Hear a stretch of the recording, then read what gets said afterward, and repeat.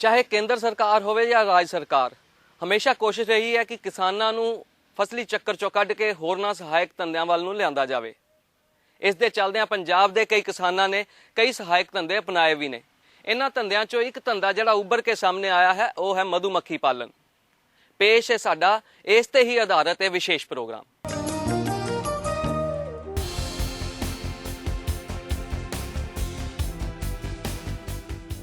शहद दी मक्खी एक छोटा जिहा जीव जिन्हों वेख के आम तौर ते घबराहट या डर वर्गा एहसास हुंदा है। डंग ना मार जाए इहदा डर हुंदा है, पर जिहड़े लोग इहनूं पालदे ने उहनां दे वास्ते शहद दी मक्खी कमाई दा वधिया स्रोत भी है।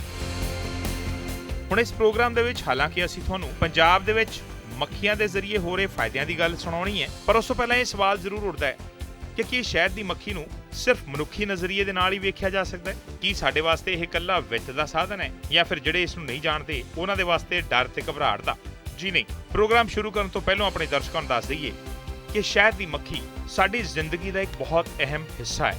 ਇੰਨਾ ਅਹਿਮ ਕਿ ਜੇ ਦੁਨੀਆ 'ਚੋਂ ਸ਼ਹਿਦ ਦੀਆਂ ਮੱਖੀਆਂ ਮੁੱਕ ਜਾਣ ਤਾਂ ਸਾਡੀ ਦੁਨੀਆ ਦਾ ਤੀਜਾ ਹਿੱਸਾ ਖੁਰਾਕ ਖਤਮ ਹੋ ਜਾਏਗੀ। जी हाँ, वो प्रक्रिया जिहड़ी स्कूलों दे विच परागण प्रक्रिया के तौर पर पढ़ाई जाती सी, दरअसल कल्ले निक्के मोटे फुल पैदा करने के लिए अहम नहीं है। कणक, मक्की, चौल, सेब, संतरे, कई तरह के फुल फल, बादाम, अखरोट, अणगिणत ऐसिया चीज़ां ने जिन्हां दी उदाहरण दी जा सकती है, जिन्हां दे खेत या जंगल कदे उन्नी खूबसूरत शक्लो सूरत अख्तियार ना करनगे जे मक्खियां इन्हां दे बीज की परागण प्रक्रिया ना करनगियां। सो जे शहद दी मक्खी गायब हो जाए ते सानू इहदा कोई बदल ना मिले तां दुनिया दे विच खुराक दीयां कीमतां, साडे खाण पीण दीयां पसंदीदा चीज़ां दी ना सिर्फ कमी हो जाएगी बल्कि महंगाई होर वध जाएगी। साल 2005 दे विच जदों खोजां कीतीआं गईआं तां अंकड़े प्राप्त होए कि मधुमक्खियां ने पूरी दुनिया दी खुराक दा 9.5% अनाज फल पैदा कीते सन, जिन्हां दी कीमत 153 अरब यूरो बनती सी। FAO नामी एक जथेबंदी ने 1961 ਤੋਂ 2006 तक ਦੀ ਲੰਮੀ ਚੌੜੀ ਖੋਜ ਤੋਂ ਬਾਅਦ ਇਸ ਸਵਾਲ ਦਾ ਜਵਾਬ ਲੱਭਣ ਦੀ ਕੋਸ਼ਿਸ਼ ਕੀਤੀ ਕਿ ਜਾਨਵਰਾਂ ਖਾਸ ਤੌਰ ਤੇ ਮੱਖੀਆਂ ਵੱਲੋਂ ਕੀਤੀ ਗਈ ਪਰਾਗਣ ਪ੍ਰਕਿਰਿਆ ਮਨੁੱਖਤਾ ਵਾਸਤੇ ਕਿੰਨੀ ਜ਼ਰੂਰੀ ਹੈ। ਨਤੀਜਾ ਇਹ ਨਿਕਲਿਆ ਕਿ ਤਰੱਕੀਸ਼ੀਲ ਮੁਲਕਾਂ 'ਚ 8 ਤੋਂ 10% ਦੀ ਅਨਾਜ ਤੇ ਫਲ ਇਹਨਾਂ ਮੱਖੀਆਂ ਦੀ ਬਦੌਲਤ ਨੇ। ਸੋ ਇਹ ਯਾਦ ਰੱਖੀਏ ਕਿ ਨਿੱਕੀ ਜਿਹੀ ਮੱਖੀ ਸਾਡੀ ਜ਼ਿੰਦਗੀ ਦਾ ਬਹੁਤ ਅਹਿਮ ਹਿੱਸਾ ਹੈ।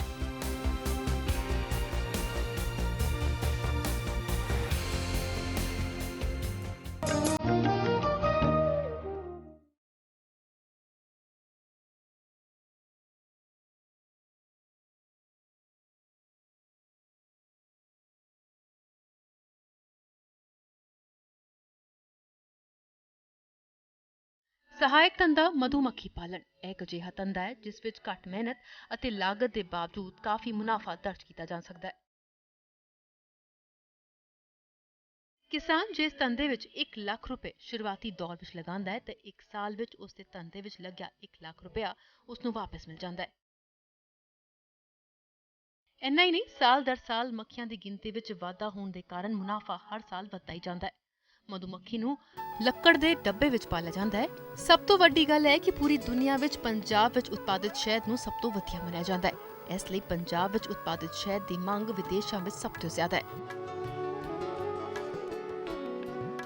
ਹਾਲਾਂਕਿ ਸ਼ਹਿਦ ਉਤਪਾਦਨ ਦੇ ਅਧਿਕਾਰਿਕ ਅੰਕੜੇ ਤਾਂ ਮੌਜੂਦ ਨਹੀਂ ਨੇ, ਪਰ ਮਧੂਮੱਖੀ ਪਾਲਕਾਂ ਮੁਤਾਬਿਕ ਸਾਡੇ ਦੇਸ਼ ਵਿੱਚ ਲਗਭਗ 37,000 ਟਨ ਸ਼ਹਿਦ ਦੀ ਪੈਦਾਵਾਰ ਹੁੰਦੀ ਹੈ, ਜਿਸ ਵਿੱਚ 30 ਤੋਂ 35% ਦੀ ਯੋਗਦਾਨ ਪੰਜਾਬ ਦੀ ਦੇਣ ਹੈ। ਪੂਰੇ ਰਾਜ ਵਿੱਚ ਅੱਜ 33,000 ਤੋਂ ਜ਼ਿਆਦਾ ਮਧੂਮੱਖੀ ਪਾਲਕ ਨੇ। ਮਧੂਮੱਖੀ ਪਾਲਣ ਧੰਦੇ ਦੇ ਨਾਲ ਵਾਧੂ ਥਾਂ ਦੀ ਲੋੜ ਨਹੀਂ ਪੈਂਦੀ, ਇਸ ਲਈ ਇਹ ਖੇਤੀਬਾੜੀ ਦੇ ਨਾਲ ਕਿਸਾਨਾਂ ਦੇ ਲਈ ਇੱਕ ਫਾਇਦੇਮੰਦ ਸਹਾਇਕ ਧੰਦਾ ਬਣ ਕੇ ਉੱਭਰਿਆ। ਇਸ ਧੰਦੇ ਨੂੰ ਅਪਣਾਉਣ ਦੇ ਲਈ ਸਰਕਾਰ ਵੀ ਕਿਸਾਨਾਂ ਦੀ ਭਰਪੂਰ ਮਦਦ ਕਰਦੀ ਹੈ। ਕਿਸਾਨ ਇੱਕ ਮਧੂਮੱਖੀ ਦੇ ਡੱਬੇ ਤੋਂ ਆਪਣਾ ਧੰਦਾ ਸ਼ੁਰੂ ਕਰ ਸਕਦਾ ਹੈ। ਹਰ ਡੱਬਾ ਹਰ ਸਾਲ 20 ਕਿਲੋ ਤੋਂ 50 ਕਿਲੋ ਤੱਕ ਸ਼ਹਿਦ ਦਾ ਉਤਪਾਦਨ ਕਰ ਸਕਦਾ ਹੈ। ਮਧੂਮੱਖੀ ਦੇ ਡਿੱਬੇ ਨੂੰ ਮਧੂਮੱਖੀਆਂ ਦੀ ਕਲੋਨੀ ਕਿਹਾ ਜਾਂਦਾ ਹੈ। ਹਰ ਕਲੋਨੀ ਵਿੱਚ ਇੱਕ ਰਾਣੀ ਮੱਖੀ ਜ਼ਰੂਰ ਹੁੰਦੀ ਹੈ, ਜਿਸ ਕਰਕੇ ਮੱਖੀਆਂ ਉਸ ਦੇ ਆਲੇ ਦੁਆਲੇ ਉਸ ਕਲੋਨੀ ਵਿੱਚ ਰਹਿੰਦੀਆਂ ਨੇ ਅਤੇ ਸ਼ਹਿਦ ਇਕੱਠਾ ਕਰਦੀਆਂ ਨੇ। ਸ਼ਹਿਦ ਇਕੱਠਾ ਕਰਨ ਲਈ ਮੱਖੀ ਉਹਨਾਂ ਫੁੱਲਾਂ ਤੇ ਬਹਿੰਦੀ ਹੈ ਅਤੇ ਉੱਥੇ ਸ਼ਹਿਦ ਇਕੱਠਾ ਕਰਕੇ ਆਪਣੇ ਡੱਬਿਆਂ ਵਿੱਚ ਜਮ੍ਹਾਂ ਕਰਦੀ ਹੈ। ਸ਼ਹਿਦ ਲਈ ਫੁੱਲਾਂ ਦੀ ਦੇਸ਼ ਵਿੱਚ 500 ਤੋਂ ਜ਼ਿਆਦਾ ਕਿਸਮਾਂ ਨੇ, ਜਿਨ੍ਹਾਂ ਵਿੱਚ ਸਫੇਦਾ, ਸੂਰਜਮੁਖੀ, ਕਪਾਹ, ਸੇਬ, ਬਰਸੀਨ, ਰਬੜ ਅਤੇ ਅਰਹਰ ਦੇ ਫੁੱਲ ਮੁੱਖ ਨੇ। ਮਧੂਮੱਖੀਆਂ ਸਿਰਫ ਸ਼ਹਿਦ ਦਾ ਹੀ ਨਹੀਂ ਬਲਕਿ ਮੋਮ ਅਤੇ ਰਾਇਲ ਜੈਲੀ ਨਾਂ ਦੇ ਪਦਾਰਥ ਦਾ ਵੀ ਉਤਪਾਦਨ ਕਰਦੀਆਂ ਨੇ। ਇਹ ਸਾਰੀਆਂ ਚੀਜ਼ਾਂ ਦਵਾਈਆਂ ਬਣਾਉਣ ਵਿੱਚ ਦੇਸ਼ ਵਿੱਚ ਇਸਤੇਮਾਲ ਹੁੰਦੀਆਂ ਨੇ। ਸੋ ਇਹ ਧੰਦਾ ਬਹੁਤ ਹੀ ਫਾਇਦੇਮੰਦ ਅਤੇ ਘੱਟ ਲਾਗਤ ਵਿੱਚ ਸ਼ੁਰੂ ਕੀਤਾ ਜਾ ਸਕਦਾ ਹੈ। ਰਾਜ ਵਿੱਚ ਜਿਨ੍ਹਾਂ ਕਿਸਾਨਾਂ ਨੇ ਇਸ ਧੰਦੇ ਨੂੰ ਅਪਣਾਇਆ ਉਹ ਖਾਸੇ ਖੁਸ਼ ਨੇ। ਉਹਨਾਂ ਮੁਤਾਬਿਕ ਉਹਨਾਂ ਨੂੰ ਹਰ ਸਾਲ ਨਿਯਮਿਤ ਕਮਾਈ ਹੋ ਰਹੀ ਹੈ। ਕਈ ਕਿਸਾਨ ਤਾਂ ਇਸ ਧੰਦੇ ਨੂੰ ਪੂਰੀ ਤਰ੍ਹਾਂ ਅਪਣਾ ਚੁੱਕੇ ਨੇ ਅਤੇ ਧੰਦਾ ਉਹਨਾਂ ਲਈ ਸਹਾਇਕ ਧੰਦਾ ਨਾ ਰਹਿ ਕੇ ਮੁੱਖ ਧੰਦਾ ਬਣ ਚੁੱਕਿਆ ਹੈ। ਆਓ ਤੁਹਾਨੂੰ ਮਿਲਵਾਉਂਦੇ ਹਾਂ ਕੁਝ ਅਜਿਹੇ ਛੋਟੇ ਵੱਡੇ ਕਿਸਾਨਾਂ ਦੇ ਨਾਲ ਜਿਨ੍ਹਾਂ ਨੇ ਇਸ ਧੰਦੇ ਨੂੰ ਬਤੌਰ ਸਹਾਇਕ ਧੰਦਾ ਅਪਣਾਇਆ। ਇਹ ਨੇ ਜ਼ਿਲ੍ਹਾ ਕਪੂਰਥਲਾ ਦੇ ਸਰਵੰਤ ਸਿੰਘ ਚੰਦੀ। ਸਰਵੰਤ ਸਿੰਘ ਨੇ ਧੰਦਾ 1995 ਵਿੱਚ ਸ਼ੁਰੂ ਕੀਤਾ ਸੀ। ਉਸ ਵੇਲੇ ਉਹਨਾਂ ਨੂੰ ਸਿਰਫ 50 ਡੱਬਿਆਂ ਤੋਂ ਇਹ ਧੰਦਾ ਸ਼ੁਰੂ ਕੀਤਾ ਸੀ, ਪਰ ਹੁਣ ਉਹਨਾਂ ਕੋਲ 400 ਤੋਂ ਜ਼ਿਆਦਾ ਡੱਬੇ ਨੇ। ਚੰਦੀ ਇਸ ਧੰਦੇ ਨੂੰ ਅਪਣਾਉਣ ਵਾਲੇ ਇੱਕ ਸਫਲ ਕਿਸਾਨ ਬਣ ਚੁੱਕੇ ਨੇ। ਇਹ ਮੈਂ ਜਿਹੜਾ ਮਧੂਮੱਖੀਆਂ ਪਾਲਣ ਦਾ ਕੰਮ ਜਿਹੜਾ 1995 ਮਾਰਚ ਵਿੱਚ ਸ਼ੁਰੂ ਕੀਤਾ, ਕਿਉਂਕਿ ਜਦੋਂ ਕੋਈ ਵੀ ਕੰਮ ਪਹਿਲਾਂ ਆਪਾਂ ਸ਼ੁਰੂ ਕਰਦੇ ਹਾਂ ਕਈ ਵਾਰੀ ਆਪਾਂ ਨੂੰ ਕਾਮਯਾਬੀ ਪੂਰਨ ਤੌਰ ਤੇ ਨਹੀਂ ਮਿਲਦੀ ਹੈਗੀ। ਲੇਕਿਨ ਮੈਂ ਪਹਿਲਾਂ ਖੇਤੀਬਾੜੀ ਮਹਿਕਮੇ ਕੋਲੋਂ ਟ੍ਰੇਨਿੰਗ ਲਈ, ਉਹਦੇ ਨਾਲ ਮੈਂ ਖੇਤੀਬਾੜੀ ਨਾਲ ਸੰਬੰਧਿਤ ਜਿੰਨੇ ਵੀ ਮਹਿਕਮਾ ਬਾਗਬਾਨੀ ਹੋ ਗਿਆ, ਮਹਿਕਮਾ ਖੇਤੀਬਾੜੀ ਹੋ ਗਿਆ, ਪੰਜਾਬ ਖੇਤੀਬਾੜੀ ਯੂਨੀਵਰਸਿਟੀ ਲੁਧਿਆਣਾ ਹੋ ਗਿਆ, ਉਹਦੇ ਸੈਂਟਰ ਜਿਹੜੇ ਜ਼ਿਲ੍ਹਾ ਲੈਵਲ ਤੇ ਹੈਗੇ ਆ, ਫਾਰਮ ਸਲਾਹਕਾਰ ਸੇਵਾ ਕਪੂਰਥਲਾ, ਕ੍ਰਿਸ਼ੀ ਵਿਗਿਆਨ ਕੇਂਦਰ ਕਪੂਰਥਲਾ, ਉਹਨਾਂ ਨਾਲ ਮੈਂ ਪੂਰਨ ਤੌਰ ਤੇ ਜੁੜ ਗਿਆ। ਉਹਦੇ ਨਾਲ ਜਿਹੜੀਆਂ ਖੇਤੀਬਾੜੀ ਨਾਲ ਸੰਬੰਧਿਤ ਐਸੋਸੀਏਸ਼ਨਾਂ ਜਾਂ ਸ਼ਹਿਦ ਮੱਖੀ ਪਾਲਕਾਂ ਦੀਆਂ ਜਿਹੜੀਆਂ ਕਲੱਬਾਂ ਬਣੀਆਂ ਹੋਈਆਂ ਉਹਨਾਂ ਨਾਲ ਜੁੜਨ ਕਰਕੇ ਤੇ ਮੈਨੂੰ ਹੋਰ ਥੋੜ੍ਹਾ ਜਿਹਾ ਆਪਣੇ ਉਤਸ਼ਾਹ ਮਿਲਿਆ, ਜਿਸ ਕਰਕੇ ਮੈਂ ਇਹ ਧੰਦੇ ਨੂੰ ਅਪਣਾਇਆ। 1995 ਵਿੱਚ ਮੈਂ 50 ਡੱਬਿਆਂ ਦਾ ਸ਼ੁਰੂ ਕੀਤਾ ਸੀਗਾ। ਤਾਂ 1995 ਵਿੱਚ ਕਿਉਂਕਿ ਮੈਂ ਮਾਰਚ ਵਿੱਚ ਸ਼ੁਰੂ ਕੀਤਾ ਸੀਗਾ ਤਾਂ ਮੈਨੂੰ ਪੂਰਨ ਤੌਰ ਤੇ ਜਾਣਕਾਰੀ ਨਾ ਹੋਣ ਕਰਕੇ ਤਾਂ ਉਸ ਸਾਲ ਮੇਰਾ ਸ਼ਹਿਦ ਬਹੁਤ ਘੱਟ ਨਿਕਲਿਆ। ਲੇਕਿਨ ਦੂਸਰੇ ਸਾਲ ਮੈਂ ਖੇਤੀਬਾੜੀ ਯੂਨੀਵਰਸਿਟੀ ਨਾਲ ਜੁੜਨ ਕਰਕੇ ਜਾਂ ਖੇਤੀਬਾੜੀ ਮਹਿਕਮੇ ਨਾਲ ਜੁੜਨ ਕਰਕੇ ਜਦੋਂ ਮੈਨੂੰ ਪੂਰਨ ਤੌਰ ਤੇ ਟ੍ਰੇਨਿੰਗ ਹੋ ਗਈ ਤਾਂ ਪਹਿਲੇ ਸਾਲ 1996 ਵਿੱਚ ਅਸੀਂ 350 ਕਿਲੋ ਯਾਨੀ ਕਿ 3.5 ਕੁਇੰਟਲ ਸ਼ਹਿਦ ਕੱਢਿਆ, ਜਿਹਦਾ ਕਰਕੇ ਸਾਡੇ ਸਾਰੇ ਪਰਿਵਾਰ ਨੂੰ ਇੰਨੀ ਖੁਸ਼ੀ ਹੋਈ ਕਿ ਅਸੀਂ ਜ਼ਿੰਦਗੀ ਵਿੱਚ ਇੰਨਾ ਕਦੀ ਸ਼ਹਿਦ ਦੇਖਿਆ ਨਹੀਂ ਸੀਗਾ। ਤਾਂ 350 ਕਿਲੋ ਸ਼ਹਿਦ ਕੱਢਿਆ। ਉਹਦੇ ਨਾਲ ਮੈਨੂੰ ਇੰਨਾ ਉਤਸ਼ਾਹ ਹੋਇਆ ਕਿ ਮੇਰਾ ਖੇਤੀਬਾੜੀ ਮਹਿਕਮੇ ਨੇ ਵੀ ਮੇਰੀ ਹੈਲਪ ਕਰਨੀ ਸ਼ੁਰੂ ਕਰਤੀ, ਜਿਹਦੇ ਨਾਲ ਉਹਨਾਂ ਮੈਨੂੰ ਭਾਰਤ ਸਰਕਾਰ ਤੋਂ ਐਗਮਾਰਕ ਲਾਇਸੈਂਸ ਜਿਹੜਾ ਉਹ ਬਣਵਾਤਾ। ਉਹਦੇ ਹੇਠ ਜਿਹੜਾ ਮੈਂ ਆਪਣੇ ਬੋਤਲਾਂ ਭਰਨੀਆਂ ਸ਼ੁਰੂ ਕਰਤੀਆਂ, ਕਿਉਂਕਿ ਜੇ ਅਸੀਂ ਖੁੱਲੀ ਮੰਡੀ ਵਿੱਚ ਉਸੇ ਤਰ੍ਹਾਂ ਹੀ ਆਪਣੀ ਫਸਲ ਨੂੰ ਵੇਚਦੇ ਹਾਂ ਤਾਂ ਉਹਦਾ ਸਾਨੂੰ ਮੁੱਲ ਜਿਹੜਾ ਘੱਟ ਮਿਲਦਾ। ਲੇਕਿਨ ਜਦੋਂ ਉਹੀ ਚੀਜ਼ ਜਿਹੜੀ ਅਸੀਂ ਪੈਕਿੰਗ ਕਰਕੇ ਵੇਚਦੇ ਹਾਂ ਤਾਂ ਕੋਈ ਬ੍ਰਾਂਡਡ ਮਾਰਕਾ ਲਾ ਕੇ ਵੇਚਦੇ ਹਾਂ ਤਾਂ ਉਹਦਾ ਮੰਡੀ ਵਿੱਚ ਸਾਨੂੰ ਬਹੁਤ ਵਧੀਆ ਮੁੱਲ ਜਿਹੜਾ ਉਹ ਮਿਲ ਜਾਂਦਾ। ਸ਼ਹਿਦ ਉਤਪਾਦਨ ਵਿੱਚ ਚੰਦੀ ਨੂੰ ਕਈ ਪੁਰਸਕਾਰ ਮਿਲ ਚੁੱਕੇ ਨੇ ਅਤੇ ਉਹਨਾਂ ਨੂੰ ਮੁੱਖ ਮੰਤਰੀ ਪੁਰਸਕਾਰ ਨਾਲ ਵੀ ਸਨਮਾਨ ਕੀਤਾ ਜਾ ਚੁੱਕਿਆ ਹੈ। ਚੰਦੀ ਮੁਤਾਬਿਕ ਉਹ ਹਰ ਸਾਲ 4 ਤੋਂ 5 ਟਨ ਸ਼ਹਿਦ ਦਾ ਉਤਪਾਦਨ ਕਰਦੇ ਨੇ।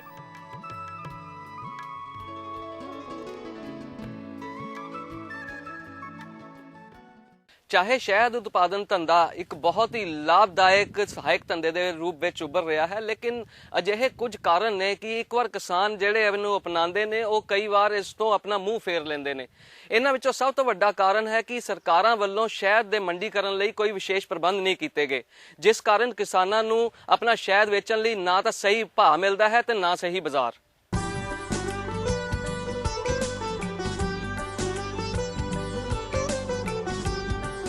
ਸਰਕਾਰ ਵੱਲੋਂ ਉਂਝ ਤਾਂ ਕਿਸਾਨਾਂ ਨੂੰ ਮਧੂਮੱਖੀ ਪਾਲਣ ਵਰਗੇ ਸਹਾਇਕ ਧੰਦਿਆਂ ਵੱਲ ਅਪਣਾਉਣ ਦੀ ਪ੍ਰੇਰਨਾ ਦਿੱਤੀ ਜਾਂਦੀ ਹੈ, ਪਰ ਮਧੂਮੱਖੀ ਪਾਲਕਾਂ ਨੂੰ ਸਰਕਾਰ ਕੋਈ ਖਾਸ ਸਹਾਇਤਾ ਦਿੰਦੀ ਨਜ਼ਰ ਨਹੀਂ ਆਉਂਦੀ। ਸ਼ਹਿਦ ਮੱਖੀ ਪਾਲਕਾਂ ਦੀ ਇੱਕ ਤਰਾਸਦੀ ਹੈ ਕਿ ਬਾਕੀ ਡੇਅਰੀ ਫਾਰਮਿੰਗ ਧੰਦੇ ਵਿੱਚ ਤਾਂ ਪਾਲੇ ਗਏ ਦੁੱਧ ਦੇਣ ਵਾਲੇ ਪਸ਼ੂਆਂ ਦਾ ਬੀਮਾ ਹੋ ਜਾਂਦਾ ਹੈ, ਪਰ ਇਸ ਧੰਦੇ ਵਿੱਚ ਮਧੂਮੱਖੀਆਂ ਦਾ ਬੀਮਾ ਨਹੀਂ ਹੁੰਦਾ। ਦੂਜਾ, ਸ਼ਹਿਦ ਉਤਪਾਦਨ ਤੋਂ ਬਾਅਦ ਕਿਸਾਨਾਂ ਨੂੰ ਲੋੜ ਹੈ ਸ਼ਹਿਰ ਵਿੱਚ ਸਹੀ ਭਾਅ ਦਾ ਮਿਲਣਾ ਤੇ ਇਸ ਨੂੰ ਬਾਜ਼ਾਰ ਤੱਕ ਪਹੁੰਚਾਉਣ ਦਾ ਸਿਰਦਰਦੀ ਵੀ ਉਹਨਾਂ ਦੀ ਹੁੰਦੀ ਹੈ। ਇਹ ਸਭ ਤੋਂ ਵੱਡੀ ਮੁਸ਼ਕਿਲ ਪ੍ਰਕਿਰਿਆ ਬਣਦੀ ਨਜ਼ਰ ਆਉਂਦੀ ਹੈ। ਕਿਸਾਨਾਂ ਵੱਲੋਂ ਉਤਪਾਦ ਕੀਤੇ ਗਏ ਸ਼ਹਿਦ ਨੂੰ ਵੇਚਣ ਦੇ ਲਈ ਸਰਕਾਰ ਵੱਲੋਂ ਕੋਈ ਪ੍ਰਬੰਧ ਨਹੀਂ ਕੀਤੇ ਜਾਂਦੇ, ਨਾ ਹੀ ਐਸਾ ਕੋਈ ਘੱਟੋ-ਘੱਟ ਸਮਰਥਨ ਮੁੱਲ ਘੋਸ਼ਿਤ ਕੀਤਾ ਗਿਆ ਹੈ, ਜਿਸ ਕਰਕੇ ਕਿਸਾਨਾਂ ਨੂੰ ਸ਼ਹਿਦ ਉਤਪਾਦਨ ਤੋਂ ਬਾਅਦ ਸ਼ਹਿਦ ਵੇਚਣ ਦੇ ਲਈ ਵੱਡੀ ਜਦੋਜਹਿਦ ਕਰਨੀ ਪੈਂਦੀ ਹੈ। ਇਸ ਮੁਸ਼ਕਿਲ ਕਰਕੇ ਜ਼ਿਆਦਾਤਰ ਕਿਸਾਨ ਇਸ ਧੰਦੇ ਨੂੰ ਅਪਣਾਉਣ ਤੋਂ ਬਾਅਦ ਛੱਡ ਦਿੰਦੇ ਨੇ। ਮੱਖੀ ਪਾਲਕਾਂ ਦੀ ਇਹੀ ਤਰਾਸਦੀ ਰਹੀ ਆ ਕਿ ਇਸ ਨੂੰ ਨਾ ਤਾਂ ਇੰਡਸਟਰੀ ਗਿਣਿਆ ਗਿਆ, ਨਾ ਇਹਨੂੰ ਖੇਤੀ ਸਹਾਇਕ ਧੰਦਾ ਗਿਣਿਆ ਗਿਆ, ਕਿਉਂਕਿ ਇਸ ਕਰਕੇ ਇਹਦੇ ਵਿੱਚ ਜਿਹੜਾ ਮਾਰਕੀਟਿੰਗ ਦੀ ਸਭ ਤੋਂ ਵੱਡੀ ਸਮੱਸਿਆ ਵਾ। ਕਿਉਂਕਿ ਵੈਸੇ ਤਾਂ ਭਾਵੇਂ ਕਿ ਮਧੂਮੱਖੀ ਪਾਲਕ ਜਿਹੜੇ ਆ ਉਹ ਕਿਸੇ ਨਾ ਕਿਸੇ ਢੰਗ ਨਾਲ ਆਪਣਾ ਪੈਕਿੰਗ ਕਰਕੇ, ਕਿਉਂਕਿ ਸਾਰੇ ਮਧੂਮੱਖੀ ਪਾਲਕ ਜਿਹੜੇ ਆ ਆਪਣਾ ਸ਼ਹਿਦ ਪੈਕ ਕਰਕੇ ਨਹੀਂ ਵੇਚ ਸਕਦੇ, ਜਾਂ ਸਾਰੇ ਕਿਸਾਨ ਜਿਹੜੇ ਆਪਣੀ ਉਹ ਪੈਕਿੰਗ ਕਰਕੇ ਪ੍ਰੋਡਿਊਸ ਨਹੀਂ ਵੇਚ ਸਕਦੇ। ਇਸ ਕਰਕੇ ਜਿਹੜੇ ਆ ਇਹਦੀ ਪੱਕੀ ਮਾਰਕੀਟਿੰਗ ਜਿਹੜੀ ਆ ਉਹ ਸਥਿਰ ਨਾ ਹੋਣ ਕਰਕੇ ਕਈ ਵਾਰੀ ਮਧੂਮੱਖੀ ਪਾਲਕਾਂ ਦਾ ਇੰਨਾ ਨੁਕਸਾਨ ਹੋ ਜਾਂਦਾ ਕਿ ਉਹਨਾਂ ਦੇ ਲੇਬਰ ਦੇ ਜਾਂ ਹੋਰ ਖਰਚੇ ਪੂਰੇ ਨਹੀਂ ਹੁੰਦੇ। ਇਸ ਕਰਕੇ ਪੰਜਾਬ ਮੰਡੀ ਬੋਰਡ ਹੈਗਾ, ਪੰਜਾਬ ਮਾਰਕਫੈਡ ਹੈਗਾ, ਜਾਂ ਭਾਰਤ ਸਰਕਾਰ ਦੇ ਕਈ ਅਦਾਰੇ ਇਹੋ ਜਿਹੇ ਹੈਗੇ ਆ ਜਿਹੜੇ ਮਧੂਮੱਖੀ ਪਾਲਕਾਂ ਦਾ ਜਿਹੜਾ ਵਾ ਬਹੁਤ ਜ਼ਿਆਦਾ ਫਾਇਦਾ ਕਰ ਸਕਦੇ ਆ, ਕਿਉਂਕਿ ਇਹਦੀ ਸਥਿਰ ਜਿਹੜੀ ਮਾਰਕੀਟਿੰਗ ਹੋਣੀ ਚਾਹੀਦੀ ਹੈ, ਇਹਦਾ ਸਥਿਰ ਭਾਅ ਹੋਣਾ ਚਾਹੀਦਾ, ਜਿਸ ਕਰਕੇ ਮਧੂਮੱਖੀ ਪਾਲਕ ਜਿਹੜੇ ਆ ਉਹ ਉਤਸ਼ਾਹਿਤ ਹੋ ਸਕਣ ਅਤੇ ਭਾਰਤ ਦੇ ਖੇਤੀ ਉਤਪਾਦਨ ਵਿੱਚ ਆਪਣਾ ਵਧੇਰੇ ਯੋਗਦਾਨ ਪਾ ਸਕਣ। ਜੇਕਰ ਸਰਕਾਰ ਸ਼ਹਿਦ ਦੀ ਖਰੀਦਦਾਰੀ ਦੇ ਲਈ ਖਾਸ ਵਿਭਾਗ ਦਾ ਗਠਨ ਕਰੇ ਤੇ ਕਿਸਾਨਾਂ ਤੋਂ ਸ਼ਹਿਦ ਦੀ ਖੁਦ ਖਰੀਦਦਾਰੀ ਕਰੇ ਤਾਂ ਇਹ ਧੰਦਾ ਬਹੁਤ ਵੱਡਾ ਸਹਾਇਕ ਧੰਦਾ ਬਣ ਕੇ ਉੱਭਰੇਗਾ। ਹੁਣ ਵੇਲਾ ਹੋ ਗਿਆ ਹੈ ਇੱਕ ਛੋਟੇ ਜਿਹੇ ਬ੍ਰੇਕ ਦਾ। ਬ੍ਰੇਕ ਤੋਂ ਬਾਅਦ ਬਹੁਤ ਜਲਦੀ ਤੁਹਾਨੂੰ ਫੇਰ ਮਿਲਦੇ ਹਾਂ।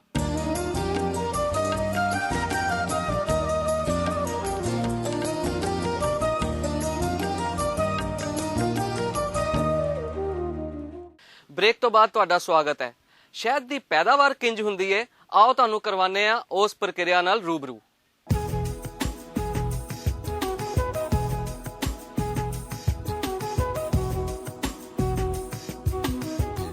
ਮਧੂਮੱਖੀਆਂ ਨੂੰ ਜਿਸ ਟਿੱਬੇ ਦੇ ਵਿੱਚ ਪਾਲਿਆ ਜਾਂਦਾ ਹੈ ਉਸ ਨੂੰ ਕਾਲੋਨੀ ਕਹਿੰਦੇ ਨੇ। ਹਰ ਇੱਕ ਟਿੱਬੇ ਦੇ ਵਿੱਚ 8 ਪਲੇਟਾਂ ਹੁੰਦੀਆਂ ਨੇ। ਇਹਨਾਂ ਤੇ ਮੱਖੀਆਂ ਆਪਣਾ ਘਰ ਬਣਾਉਂਦੀਆਂ ਨੇ ਤੇ ਸ਼ਹਿਦ ਨੂੰ ਜਮ੍ਹਾਂ ਕਰਦੀਆਂ ਨੇ। ਇਹ ਵੀ ਦੱਸਣਯੋਗ ਹੈ ਕਿ ਮੱਖੀਆਂ ਆਪਣੀ ਕਾਲੋਨੀ ਵਿੱਚ ਗੰਦਗੀ ਹਰਗਿਜ਼ ਨਹੀਂ ਫੈਲਣ ਦਿੰਦੀਆਂ। ਜੇਕਰ ਕੋਈ ਮੱਖੀ ਮਰ ਜਾਂਦੀ ਹੈ ਤਾਂ ਬਾਕੀ ਦੀ ਮੱਖੀਆਂ ਉਸ ਮਰੀ ਹੋਈ ਮੱਖੀ ਨੂੰ ਬਾਹਰ ਕੱਢ ਦਿੰਦੀਆਂ ਨੇ ਤਾਂ ਜੋ ਕਾਲੋਨੀ ਵਿੱਚ ਕੋਈ ਬਿਮਾਰੀ ਨਾ ਬਣ ਪਏ। ਇਸ ਤੋਂ ਬਾਅਦ ਜਦ ਉਤਪਾਦਕ ਵੇਖਦਾ ਹੈ ਕਿ ਪਲੇਟਾਂ ਦੇ ਵਿੱਚ ਸ਼ਹਿਦ ਭਰ ਗਿਆ ਹੈ ਤਾਂ ਇਹਨਾਂ ਪਲੇਟਾਂ ਨੂੰ ਕੱਢ ਦਿੱਤਾ ਜਾਂਦਾ ਹੈ ਤੇ ਫਿਰ ਇੱਕ ਘੁੰਮਣ ਵਾਲੀ ਮਸ਼ੀਨ ਦੇ ਵਿੱਚ ਇਸ ਨੂੰ ਪਾ ਦਿੱਤਾ ਜਾਂਦਾ ਹੈ। ਮਸ਼ੀਨ ਨੂੰ ਘੁਮਾਇਆ ਜਾਂਦਾ ਹੈ ਤੇ ਇਸ ਨਾਲ ਸ਼ਹਿਦ ਪਲੇਟਾਂ ਵਿੱਚੋਂ ਬਾਹਰ ਨਿਕਲ ਕੇ ਮਸ਼ੀਨ ਵਿੱਚ ਡਿੱਗਣਾ ਸ਼ੁਰੂ ਹੋ ਜਾਂਦਾ ਹੈ। ਸ਼ਹਿਦ ਨੂੰ ਮਸ਼ੀਨ ਤੋਂ ਕੱਢਿਆ ਜਾਂਦਾ ਹੈ ਤੇ ਫਿਰ ਉਹਨੂੰ ਛਾਣ ਕੇ 40% ਤਾਪਮਾਨ ਤੇ ਗਰਮ ਕਰਕੇ ਬੋਤਲਾਂ ਦੇ ਵਿੱਚ ਭਰ ਦਿੱਤਾ ਜਾਂਦਾ ਹੈ। ਸ਼ਹਿਦ ਨੂੰ ਗਰਮ ਕਰਨ ਦੀ ਪ੍ਰਕਿਰਿਆ ਕੀ ਹੈ ਤੇ ਇਸ ਨੂੰ ਕਿਉਂ ਗਰਮ ਕੀਤਾ ਜਾਂਦਾ ਹੈ, ਐਸੀ ਜਾਣਕਾਰੀ ਵੀ ਤੁਹਾਨੂੰ ਦਿੰਦੇ ਹਾਂ। ਸ਼ਹਿਦ ਦੀ ਪੈਦਾਵਾਰ ਤੋਂ ਬਾਅਦ ਜ਼ਰੂਰੀ ਹੈ ਕਿ ਸ਼ਹਿਦ ਸਾਫ਼ ਸੁਥਰਾ ਹੋਵੇ ਤਾਂ ਕਿ ਕੰਜ਼ਿਊਮਰ ਨੂੰ ਇੱਕ ਬਹੁਤ ਹੀ ਸਾਫ਼ ਸੁਥਰਾ ਤੇ ਬਿਨਾਂ ਕਿਸੇ ਮਿਲਾਵਟ ਤੋਂ ਸ਼ਹਿਦ ਜਿਹੜਾ ਪਹੁੰਚ ਸਕੇ। ਇਹਦੇ ਵਾਸਤੇ ਵੀ ਪੰਜਾਬ ਐਗਰੀਕਲਚਰ ਯੂਨੀਵਰਸਿਟੀ ਨੇ ਕਾਫੀ ਕਦਮ ਚੱਕੇ ਨੇ। ਪ੍ਰੋਸੈਸਿੰਗ ਯੂਨਿਟ ਇੱਕ ਤਿਆਰ ਕੀਤੇ ਗਏ ਨੇ ਜਿਹੜੇ ਸ਼ਹਿਦ ਦੇ ਵਿੱਚ ਪਿਓਰਿਟੀ ਕਰਦੇ ਨੇ, ਉਹਦੇ ਵਿੱਚ ਕਿਸੇ ਤਰ੍ਹਾਂ ਦੀ ਮਿਲਾਵਟ ਨਹੀਂ ਹੋਣ ਦਿੰਦੇ। ਉਹ ਬੜਾ ਸਾਫ਼ ਸੁਥਰਾ ਸ਼ਹਿਦ ਨਿਕਲ ਕੇ ਫਿਰ ਉਹ ਪੈਕਿੰਗ ਵਾਸਤੇ ਜਾਂਦਾ ਹੈ। ਕੀ ਇਹ ਯੂਨਿਟ, ਇਸ ਬਾਰੇ ਗੱਲਬਾਤ ਕਰਨ ਲਈ ਸਾਡੇ ਨਾਲ ਮੌਜੂਦ ਨੇ ਸਵਰਨ ਸਿੰਘ ਚੰਦੀ। ਚੰਦੀ ਜੀ, ਇਹ ਜਿਹੜਾ ਯੂਨਿਟ ਅਸੀਂ ਦੇਖ ਰਹੇ ਹਾਂ, ਇਹ ਯੂਨਿਟ ਕੀ ਹੈਗਾ ਵਾ ਔਰ ਕਿਸ ਤਰ੍ਹਾਂ ਇਹ ਕੰਮ ਕਰਦਾ? ਹਾਂ ਕਮਾਲ ਜੀ, ਗੱਲ ਇਸ ਤਰ੍ਹਾਂ ਹੈਗੀ ਆ ਕਿ ਜਦੋਂ ਅਸੀਂ ਸ਼ਹਿਦ ਜਿਹੜਾ ਵਾ ਫਾਰਮ ਤੋਂ ਕੱਢ ਲੈਂਦੇ ਆ, ਉਹਨਾਂ ਨੂੰ ਕੈਨੀਆਂ ਵਿੱਚ ਪਾ ਕੇ ਅਸੀਂ ਇਸ ਕਮਰੇ ਵਿੱਚ ਸਟੋਰ ਵਿੱਚ ਲਿਆਉਂਦੇ ਆ। ਉਸ ਤੋਂ ਬਾਅਦ ਅਸੀਂ ਜਿਹੜਾ ਵਾ ਉਹ ਸ਼ਹਿਦ ਆ ਉਹਨੂੰ ਇਸ ਡਰਮ ਵਿੱਚ ਪਾ ਦਿੰਦੇ ਆ। ਡਰਮ ਵਿੱਚ ਪਾ ਕੇ ਇਸ ਦੇ ਜਿਹੜਾ ਬਾਹਰਲਾ ਡਰਮ ਹੈਗਾ ਉਹਦੇ ਵਿੱਚ ਪਾਣੀ ਭਰਿਆ ਜਾਂਦਾ। ਉਸ ਤੋਂ ਬਾਅਦ ਇਸ ਨੂੰ ਆਪਾਂ ਬਿਜਲੀ ਨਾਲ ਪਲੱਗ ਲਾ ਕੇ ਤੇ ਇਹਨੂੰ ਔਨ ਕਰ ਦਿੰਦੇ ਹੈਗੇ ਆ। ਜਦੋਂ ਔਨ ਕਰਦੇ ਹੈਗੇ ਆ ਦੇਖੋ ਔਨ ਕਰਤਾ ਹੈਗਾ ਤਾਂ ਇਹਦੇ ਵਿੱਚ ਆਪਾਂ ਜਿਹੜਾ ਪਾਣੀ ਦਾ ਟੈਂਪਰੇਚਰ ਆ ਉਹ ਵੱਖਰਾ ਹੋਏਗਾ। ਸ਼ਹਿਦ ਦਾ ਟੈਂਪਰੇਚਰ ਆਪਾਂ ਮੰਨ ਲਓ ਆਪਾਂ ਸ਼ਹਿਦ ਨੂੰ 60 ਡਿਗਰੀ ਤੇ ਉਹਨੂੰ ਗਰਮ ਕਰਨਾ, ਕਿਉਂਕਿ ਸ਼ਹਿਦ ਵਿੱਚ ਕਈ ਇੰਪਿਓਰਟੀਜ਼ ਹੁੰਦੀਆਂ, ਮੱਖੀਆਂ ਦੇ ਖੰਭ ਹੋ ਗਏ ਜਾਂ ਵੈਕਸ ਹੋ ਗਈ ਜਾਂ ਹੋਰ ਕੋਈ ਚੀਜ਼ਾਂ ਹੁੰਦੀਆਂ, ਉਹਨਾਂ ਨੂੰ ਸਾਫ਼ ਕਰਨਾ, ਉਹਨੂੰ ਪਤਲਾ ਕਰਨਾ ਜ਼ਰੂਰੀ ਆ। ਜਿਸ ਕਰਕੇ ਆਪਾਂ ਇਹਨੂੰ ਫਿਰ ਆਟੋਮੈਟਿਕ ਇਹਨੂੰ 60 ਡਿਗਰੀ ਤੇ ਲਗਭਗ ਆਪਾਂ ਇਹਨੂੰ ਬੰਨ੍ਹ ਦਿੰਦੇ ਹੈਗੇ ਹਾਂ ਜੀ। ਉਸ ਤੋਂ ਬਾਅਦ ਜਿਹੜਾ ਹੈਗਾ ਵਾ ਫਿਰ ਆਪਾਂ ਜਿਹੜਾ ਸ਼ਹਿਦ ਆ ਜਦੋਂ ਉਹ ਟੈਂਪਰੇਚਰ ਤੇ ਹੋ ਗਿਆ, ਉਸ ਤੋਂ ਬਾਅਦ ਉਹਨੂੰ ਆਪਾਂ ਸ਼ਹਿਦ ਨੂੰ ਇੱਥੋਂ ਕੱਢ ਲੈਂਦੇ ਹੈਗੇ ਆ। ਜਿਹੜਾ ਇੱਥੋਂ ਕੱਢ ਲਿਆ, ਇੱਥੋਂ ਸ਼ਹਿਦ ਕੱਢ ਕੇ ਉਸ ਤੋਂ ਬਾਅਦ ਆਪਾਂ ਜਿਹੜਾ ਸ਼ਹਿਦ ਆ ਉਹ ਸਟੇਨਲੈਸ ਸਟੀਲ ਦੀ ਜਿਹੜੀ ਫੂਡ ਗ੍ਰੇਡ ਟੈਂਕ ਹੈਗਾ ਉਹਦੇ ਵਿੱਚ ਪਾ ਲੈਂਦੇ ਹੈਗੇ ਆ। ਉਹਦੇ ਵਿੱਚ ਪਾਉਣ ਤੋਂ ਬਾਅਦ ਫਿਰ ਆਪਾਂ ਇਹਨੂੰ ਪੈਕਿੰਗ ਕਰਦੇ ਹੈਗੇ ਆ। ਇਹ ਪ੍ਰੋਸੈਸਿੰਗ ਯੂਨਿਟ ਦੇ ਵਿੱਚ ਵੀ ਸਰਕਾਰ ਕੋਈ ਸਬਸਿਡੀ ਦਿੰਦੀ ਹੈ? ਜਿਸ ਤਰ੍ਹਾਂ ਬਾਗਬਾਨੀ ਵਿਭਾਗ ਜਿਹੜਾ ਹੈਗਾ ਸ਼ਹਿਦ ਦੀਆਂ ਮੱਖੀਆਂ ਪਾਲਣ ਤੇ ਸਾਨੂੰ ਆਪਣੇ ਸਬਸਿਡੀ ਵਗੈਰਾ ਮੁਹੱਈਆ ਕਰਦਾ, ਲੇਕਿਨ ਉਹਦੇ ਨਾਲ ਨਾਲ ਜਿਹਦਾ ਪੈਕ ਹਾਊਸ ਹੈਗਾ ਜਾਂ ਹਨੀ ਪ੍ਰੋਸੈਸਿੰਗ ਪਲਾਂਟ ਹੈਗਾ, ਕਿਉਂਕਿ ਅਸੀਂ ਜਿਹੜੀ ਆਪਣੀ ਫਸਲ ਹੈਗੀ ਆ, ਇਹ ਸ਼ਹਿਦ ਵੀ ਇੱਕ ਫਸਲ ਹੈਗੀ ਆ, ਉਸ ਨੂੰ ਆਪਣੇ ਸਟੋਰ 'ਚ ਰੱਖਣਾ ਹੈਗਾ। ਉਹ ਸਟੋਰ ਵਿੱਚ ਸਾਨੂੰ ਪੈਕ ਹਾਊਸ ਤੇ ਸਬਸਿਡੀ ਜਿਹੜੀ ਆ ਉਹ ਮੁਹੱਈਆ ਨਹੀਂ ਕਰਵਾਈ ਜਾਂਦੀ, ਉਹ ਵੀ ਸਾਨੂੰ ਸਬਸਿਡੀ ਮਿਲਣੀ ਚਾਹੀਦੀ ਆ। ਉਹਦੇ ਨਾਲ ਨਾਲ ਜਿਹੜਾ ਹਨੀ ਪ੍ਰੋਸੈਸਿੰਗ ਪਲਾਂਟ ਹੈਗਾ ਇਹਦੇ ਤੇ ਵੀ ਸਾਨੂੰ ਸਬਸਿਡੀ ਜਿਹੜੀ ਆ ਉਹ ਮਿਲਣੀ ਚਾਹੀਦੀ ਆ।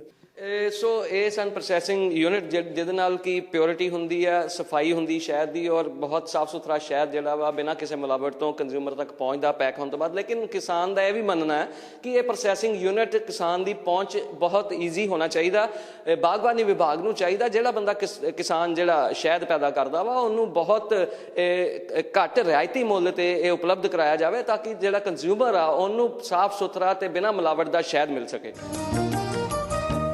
ਮਧੂਮੱਖੀ ਪਾਲਣ ਇੱਕ ਲਾਹੇਵੰਦ ਸਹਾਇਕ ਧੰਦਾ ਤਾਂ ਹੈ ਹੀ, ਲੇਕਿਨ ਬਾਗਬਾਨੀ ਵਿਭਾਗ ਦਾ ਇਹ ਵੀ ਕਹਿਣਾ ਹੈ ਕਿ ਇਸ ਧੰਦਾ ਅਪਣਾਉਣ ਦੇ ਨਾਲ ਜਿਹੜੇ ਇਸ ਦੇ ਆਸ-ਪਾਸ ਦੇ ਇਲਾਕੇ ਦੇ ਵਿੱਚ ਫਸਲ ਹੈ ਉਹਦੇ ਝਾੜ 'ਚ ਵੀ ਵਾਧਾ ਹੁੰਦਾ ਹੈ। ਕਿਸ ਤਰ੍ਹਾਂ ਇਹ ਵਾਧਾ ਹੁੰਦਾ ਹੈ ਔਰ ਪੰਜਾਬ ਸਰਕਾਰ ਇਸ ਵੱਲ ਨੂੰ ਪ੍ਰੇਰਿਤ ਕਰਨ ਲਈ ਕਿਸ ਤਰ੍ਹਾਂ ਦੇ ਯਤਨ ਕਰ ਰਹੀ ਹੈ, ਇਸ ਬਾਰੇ ਗੱਲਬਾਤ ਕਰਨ ਲਈ ਸਾਡੇ ਨਾਲ ਮੌਜੂਦ ਨੇ ਪੰਜਾਬ ਬਾਗਬਾਨੀ ਵਿਭਾਗ ਦੇ deputy director doctor Satbir Singh.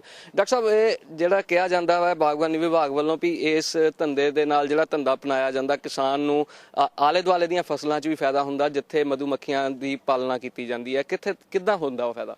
ਜਿਹੜੀਆਂ ਮਧੂਮੱਖੀਆਂ ਨੇ ਇਹ ਆਪਣਾ ਜਿੱਥੇ ਰਹਿੰਦੇ ਛੱਤਾਂ ਨਾਲ ਦਾ ਹੁੰਦਾ ਉਸ ਤੋਂ ਤਕਰੀਬਨ 3 ਕਿਲੋਮੀਟਰ ਦੇ ਘੇਰੇ ਵਿੱਚ ਜਾਂਦੀਆਂ ਤੇ ਫੁੱਲਾਂ ਤੋਂ ਸ਼ਹਿਦ ਇਕੱਠਾ ਕਰਦੀਆਂ ਨੇ। ਇਹਦੇ ਨਾਲ ਜਿਹੜਾ ਉਹ ਪਰ ਪਰਾਗਣ ਦੀ ਕਿਰਿਆ ਵੀ ਕਰਦੀਆਂ ਨੇ।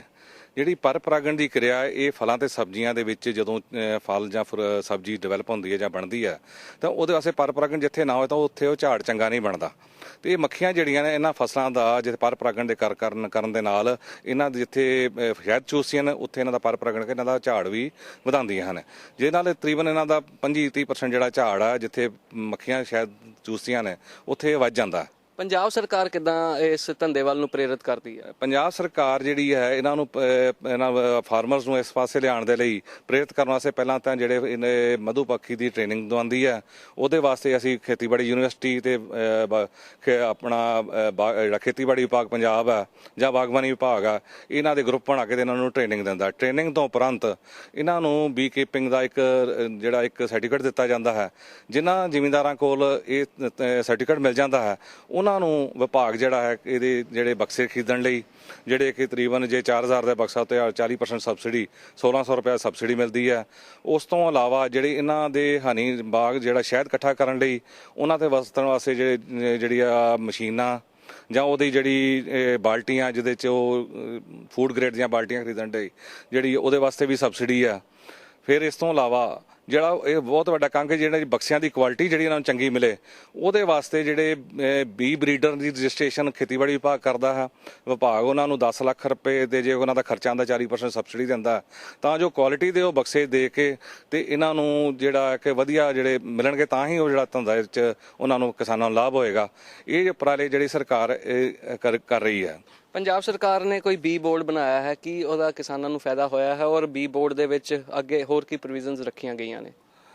ਇਹ ਸੰਜੀਵ ਜੀ ਮੈਂ ਤੁਹਾਨੂੰ ਦੱਸਣਾ ਚਾਹਾਂਗਾ ਜਿਹੜੇ ਸਾਡੇ ਪੰਜਾਬ ਦੇ ਮੁੱਖ ਮੰਤਰੀ ਸਰਦਾਰ ਪ੍ਰਕਾਸ਼ ਸਿੰਘ ਬਾਦਲ ਨੇ ਇਹਨਾਂ ਨੇ ਛੋਟੇ ਜਿਹੜੇ ਬੇਰੁਜ਼ਗਾਰੀ ਪੰਜਾਬ 'ਚੋਂ ਦੂਰ ਕਰਨ ਲਈ ਜਾਂ ਕਿਸਾਨਾਂ ਦੀ ਆਮਦਨ ਵਧਾਉਣ ਲਈ ਬੜੇ ਉਪਰਾਲੇ ਕੀਤੇ ਹਨ। ਤੇ ਪਿੱਛੇ ਜੇ ਉਹਨਾਂ ਨੇ ਮੀਟਿੰਗ ਕੀਤੀ ਹੈ ਜਿਹੜੇ ਸਾਡੇ ਪੰਜਾਬ ਦੇ ਬੀ ਕੀਪਰ ਨੇ ਤੇ ਉਹਨਾਂ ਦੀ ਮੁਸ਼ਕਲਾਂ ਸਨ ਕਿ ਜਿਹੜਾ ਜਦੋਂ ਉਹ ਇੱਥੋਂ ਪੰਜਾਬ 'ਚ ਜਿਹੜਾ ਫੁੱਲ ਘਟ ਜਾਂਦਾ ਜਾਂ ਜਿਹੜਾ ਫਲੋਰਾ ਜਿਨ੍ਹਾਂ ਤੋਂ ਸ਼ਾਇਦ ਮੱਖੀਆਂ ਇਕੱਠੀਆਂ ਕਰਦੀਆਂ ਨੇ ਉਦੋਂ ਇਹਨਾਂ ਮੱਖੀਆਂ ਮਰਦੀਆਂ ਨੇ। ਇਸ ਲਈ ਉਹ ਜਿਹੜੇ ਨਾਲ ਦੇ ਸੂਬਿਆਂ 'ਚ ਜਾਂ ਪਹਾੜਾਂ ਵਾਲੀ ਸਾਈਡ ਤੇ ਇਹਨਾਂ ਨੂੰ ਲੈ ਕੇ ਜਾਂਦੀਆਂ ਨੇ ਮੱਖੀਆਂ ਨੂੰ ਮਾਈਗ੍ਰੇਟ ਕਰਦੇ ਨੇ ਤਾਂ ਜੋ ਉੱਥੋਂ ਉਹਨਾਂ ਨੂੰ ਫਲੋਰਾ ਮਿਲ ਸਕੇ ਤੇ ਸ਼ਾਇਦ ਦੀਆਂ ਮੱਖੀਆਂ ਜਿਹੜੀਆਂ ਨੇ ਉਹਨਾਂ ਨੂੰ ਖੁਰਾਕ ਮਿਲਦੀ ਰਹੇ।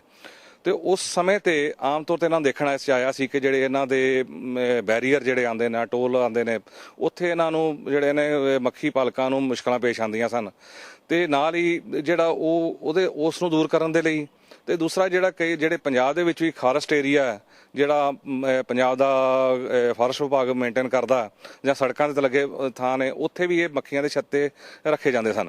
ਉਹ ਆਮ ਤੌਰ ਤੇ ਜਿਹੜੇ ਇਹਨਾਂ ਦੇ ਫਾਰੈਸਟ ਅਧਿਕਾਰੀ ਨੇ ਕਰਮਚਾਰੀ ਨੇ ਉਹ ਇਹਨਾਂ ਨੂੰ ਰੋਕਦੇ ਸਨ ਤੇ ਉਹਦੇ ਲਈ ਵੀ ਇਹਨਾਂ ਨੇ ਪੰਜਾਬ ਸਰਕਾਰ ਨੇ ਇਹਨਾਂ ਨੂੰ ਸਖਸ਼ਾਂ ਦਿੱਤੀਆਂ ਇਹਨਾਂ ਵਿਭਾਗਾਂ ਨੂੰ ਕਿ ਇਹਨਾਂ ਨੂੰ ਕੋਈ ਰੋਕ ਨਾ ਆਏ ਤੇ ਇਹਨਾਂ ਦੇ ਲਈ ਵੀ ਬੀ ਬੋਰਡ ਨੇ ਬਾਗਬਾਨੀ ਵਿਭਾਗ ਦੀ ਮਦਦ ਨਾਲ ਇਹਨਾਂ ਦੇ ਆਇਡੈਂਟੀ ਕਾਰਡ ਬਣਾਏ ਨੇ ਤਾਂ ਜੋ ਇਹ ਆਪਣਾ ਆਇਡੈਂਟੀ ਕਾਰਡ ਦਿਖਾ ਕੇ ਤੇ ਜਿਹੜੀ ਇਹਨਾਂ ਮੁਸ਼ਕਲਾਂ ਨੂੰ ਇਹਨਾਂ ਤੇ ਨਾ ਆਣ।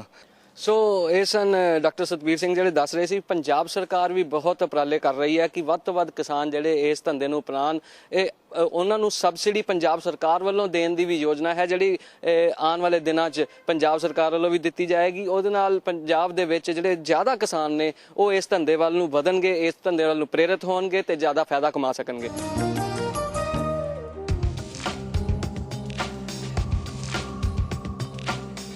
ਮੱਖੀਆਂ ਨੂੰ ਆਖਰ ਕਿਸ ਚੀਜ਼ ਨੇ ਖਤਮ ਕੀਤਾ? ਜਿਹੜੇ ਲੋਕ ਇਸ ਵੇਲੇ 30 ਤੋਂ ਵੱਧ ਦੀ ਉਮਰ ਦੇ ਨੇ ਜੋ ਆਪਣਾ ਬਚਪਨ ਯਾਦ ਕਰਨ ਤੇ ਘਰਾਂ ਦੇ ਆਲੇ ਦੁਆਲੇ ਦਰਖਤਾਂ ਤੇ ਮੱਖੀਆਂ ਦੇ ਛੱਤੇ ਆਮ ਹੋਇਆ ਕਰਦੇ ਸਨ। ਮੱਖਿਆਲ ਮੌਸਮ ਦੀ ਤਬਦੀਲੀ ਦੇ ਨਾਲ ਆਮ ਹੀ ਉੱਡਿਆ ਕਰਦਾ ਸੀ ਪਰ ਅੱਜ ਕੱਲ ਨਾ ਛੱਤੇ ਨਜ਼ਰ ਆਉਂਦੇ ਨੇ ਨਾ ਮੱਖਿਆਲ ਕਿਉਂਕਿ ਸਾਡੇ ਸ਼ਹਿਰੀਕਰਨ ਤੇ ਪ੍ਰਦੂਸ਼ਣ ਨੇ ਇਹਨਾਂ ਮੱਖੀਆਂ ਦੀਆਂ ਜ਼ਿੰਦਗੀਆਂ ਤਬਾਹ ਕਰ ਦਿੱਤੀਆਂ ਨੇ। ਵਿਗਿਆਨੀ ਮੰਨਦੇ ਨੇ ਕਿ ਸਭ ਤੋਂ ਵੱਡਾ ਕਾਰਨ ਜਿਹਦੇ ਕਰਕੇ ਮੱਖੀਆਂ ਗਾਇਬ ਹੋਈਆਂ ਉਹ ਹੈ ਉਹਨਾਂ ਦੀ ਖੁਰਾਕ ਦੇ ਵਾਸਤੇ ਫੁੱਲਾਂ ਫਲਾਂ ਦੇ ਦਰਖਤਾਂ ਦੀ ਕਮੀ ਹੋਣਾ। ਅਸੀਂ ਸ਼ਾਪਿੰਗ ਮਾਲਸ ਤੋਂ ਲੈ ਕੇ ਰਹਿਣ ਦੀ ਕਲੋਨੀਆਂ ਤਾਂ ਬਹੁਤ ਬਣਾ ਲੀਆਂ, ਪਰ ਫੁੱਲਾਂ ਦੀਆਂ ਕਿਆਰੀਆਂ, ਫਲਾਂ ਦੇ ਦਰਖਤ ਬਹੁਤ ਘਟ ਗਏ ਨੇ ਤੇ ਜੇ ਹੈਗੇ ਵੀ ਨੇ ਤਾਂ ਇਹਨਾਂ ਦੇ ਉੱਤੇ ਰਸਾਇਣਿਕ ਸਪਰੇਅ ਬਹੁਤ ਹੁੰਦਾ ਹੈ। ਸੋ ਮੱਖੀਆਂ ਨੂੰ ਜਿਉਣ ਤੇ ਪਲਣ ਦੇ ਵਾਸਤੇ ਕੁਦਰਤੀ ਵਾਤਾਵਰਣ ਨਹੀਂ ਮਿਲ ਰਿਹਾ। ਦੂਜਾ ਹੋਰ ਵੱਡਾ ਕਾਰਨ ਸਾਡੀ ਰਵਾਇਤੀ ਖੇਤੀ ਹੈ, ਜਿਹਦੇ ਵਿੱਚ ਰਸਾਇਣਿਕ ਸਪਰੇਅ, ਰਸਾਇਣਿਕ ਖਾਦਾਂ ਵੈਸੇ ਤਾਂ ਕੀੜਿਆਂ ਨੂੰ ਮਾਰਨ ਵਾਸਤੇ ਵਰਤੀਆਂ ਜਾਂਦੀਆਂ ਨੇ, ਪਰ ਫਾਇਦੇਮੰਦ ਜੀਵ ਯਾਨੀ ਸ਼ਹਿਦ ਦੀਆਂ ਮੱਖੀਆਂ ਵਰਗੇ ਜੀਵ ਵੀ ਖਤਮ ਹੋ ਰਹੇ ਨੇ। ਪਰ ਜਾਂਦੇ ਜਾਂਦੇ ਇਹ ਵੀ ਦੱਸ ਦਈਏ ਕਿ ਮੱਖੀਆਂ ਦੀ ਅਹਿਮੀਅਤ ਨੂੰ ਦੁਬਾਰਾ ਤੋਂ ਗਾਹਕ ਤੇ ਕਿਸਾਨ ਦੋਵੇਂ ਸਮਝਣ ਲੱਗ ਪਏ ਨੇ। ਪਿਛਲੇ ਦਹਾਕੇ ਦੇ ਵਿੱਚ ਅਜੇ ਗਾਹਕਾਂ ਦੀ ਗਿਣਤੀ ਬਹੁਤ ਵਧੀ ਹੈ, ਜਿਹੜੇ ਚਾਹੁੰਦੇ ਨੇ ਕਿ ਉਹਨਾਂ ਦਾ ਖਰੀਦਿਆ ਹੋਇਆ ਫਲ ਤੇ ਸਬਜ਼ੀ ਕੁਦਰਤੀ ਜਾਂ ਜੈਵਿਕ ਪੈਦਾਵਾਰ ਵਾਲਾ ਹੋਵੇ। ਅਜਿਹੇ ਖੇਤਾਂ ਦੇ ਵਿੱਚ ਮੱਖੀਆਂ ਪਰਾਗਣ ਪ੍ਰਕਿਰਿਆ ਦੇ ਵਿੱਚ ਵੱਡੀਆਂ ਮਦਦਗਾਰ ਨੇ। ਉਧਰ ਦੂਜੇ ਪਾਸੇ ਅਮਰੀਕਾ ਦੇ ਸਿਰਫ ਇੱਕ ਕੈਲੀਫੋਰਨੀਆ ਸੂਬੇ ਦੀ ਉਦਾਹਰਨ ਦਈਏ, ਜਿਹੜਾ ਬਦਾਮ ਦੀ ਪੈਦਾਵਾਰ ਦਾ ਦੁਨੀਆ ਦੇ ਵਿੱਚ 5.5 ਲੱਖ ਤੋਂ ਵੱਧ ਏਕੜ ਦੇ ਖੇਤਾਂ ਵਾਲਾ ਸੂਬਾ ਹੈ। ਇਸ ਸੂਬੇ ਦੇ ਵਿੱਚ ਹੁਣ ਕਿਸਾਨਾਂ ਨੂੰ ਮਧੂਮੱਖੀਆਂ ਦੇ ਛੱਤੇ ਮੱਖੀ ਪਾਲਕਾਂ ਕੋਲੋਂ ਕਿਰਾਏ ਤੇ ਲੈਣੇ ਪੈ ਰਹੇ ਨੇ, ਕਿਉਂਕਿ ਰਸਾਇਣਿਕ ਸਪਰੇਆਂ ਦੇ ਕਰਕੇ ਮੱਖੀਆਂ ਖਤਮ ਹੋ ਚੁੱਕੀਆਂ ਨੇ ਤੇ ਪਰਾਗਣ ਪ੍ਰਕਿਰਿਆ ਨਾ ਹੋਣ ਕਰਕੇ ਹਜ਼ਾਰਾਂ ਏਕੜ ਖੇਤ ਤਬਾਹ ਹੋਣ ਲੱਗ ਪਏ ਨੇ। ਸੋ ਯਾਦ ਰੱਖੀਏ, ਮਧੂਮੱਖੀ ਸਾਡੀ ਜ਼ਿੰਦਗੀ ਦਾ ਅਟੁੱਟ ਹਿੱਸਾ ਹੈ ਤੇ ਇਹ ਹਿੱਸਾ ਸਾਡੇ ਲਈ ਕੀਮਤੀ ਵੀ ਬਹੁਤ ਹੈ। ਮਧੂਮੱਖੀ ਪਾਲਣ ਧੰਦੇ ਦਾ ਮੁੱਖ ਸਾਰੇ ਨਿਕਲ ਕੇ ਸਾਹਮਣੇ ਆਉਂਦਾ ਹੈ ਕਿ ਜੇ ਸਰਕਾਰਾਂ ਸ਼ਹਿਦ ਦੇ ਉਤਪਾਦਨ ਤੋਂ ਬਾਅਦ ਇਸ ਦੇ ਬਾਜ਼ਾਰੀਕਰਨ ਵਾਸਤੇ ਕਿਸਾਨਾਂ ਦੀ ਮਦਦ ਕਰਨ ਤੇ ਹੋਰ ਵੀ ਕਿਸਾਨ ਇਸ ਵੱਲ ਨੂੰ ਪ੍ਰੇਰਿਤ ਹੋ ਸਕਦੇ ਨੇ ਤੇ ਇਹ ਧੰਦਾ ਇੱਕ ਸਹਾਇਕ ਧੰਦਾ ਨਾ ਹੋ ਕੇ ਮੁੱਖ ਧੰਦੇ ਦੇ ਰੂਪ ਵਿੱਚ ਵੀ ਵਿਕਸਿਤ ਹੋ ਸਕਦਾ ਹੈ। ਤੁਹਾਨੂੰ ਸਾਡਾ ਇਹ ਪ੍ਰੋਗਰਾਮ ਕਿਸ ਤਰ੍ਹਾਂ ਦਾ ਲੱਗਿਆ? ਸਾਨੂੰ ਆਪਣੇ ਵਿਚਾਰ ਜ਼ਰੂਰ ਲਿਖ ਭੇਜੋ। ਸਾਡਾ ਪਤਾ ਹੈ feedback@ptcnetwork.tv। ਨਮਸਕਾਰ।